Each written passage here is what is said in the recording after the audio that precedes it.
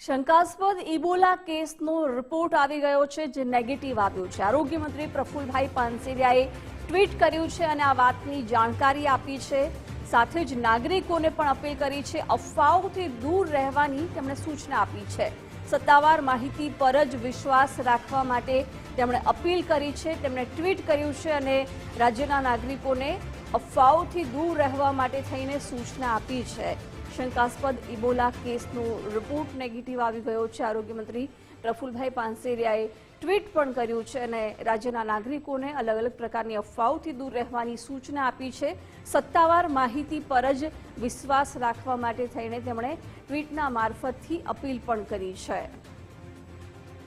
Ebola વાયરસને લઈને અનેક ચર્ચાઓ ચાલી રહી હતી. એવામાં પ્રફુલ પાનસેરિયાએ આજે ટ્વીટ કર્યું છે. વિગતો મેળવીશું સહયોગી ઉમંગ પાસેથી. ઉમંગ, શંકાસ્પદ ઇબોલા કેસનો રિપોર્ટ નેગેટિવ આવી ગયો છે. આરોગ્ય મંત્રીએ ટ્વીટ પણ કર્યું છે.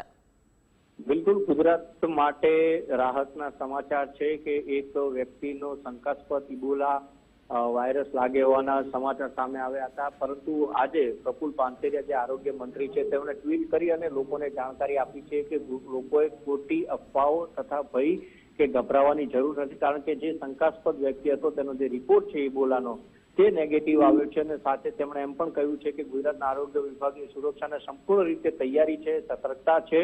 અનેક હોસ્પિટલો, જે સરકારી હોસ્પિટલો છે ત્યાં અલગ પ્રકારનો વોર્ડ છે એ પણ તૈયાર કરી દેવામાં છે. પરંતુ રાહતના સમાચાર એ છે કે જે શંકાસ્પદ વ્યક્તિ હતો તેનો ઇબોલાનો રિપોર્ટ છે, જે દર્દી સારવાર રહી રહ્યા હતા તેમનો રિપોર્ટ નેગેટિવ આવ્યો છે અને લોકોને પ્રફુલ પાનસેરિયા આરોગ્ય મંત્રીએ ટ્વીટ કરી અને જાણકારી આપી છે.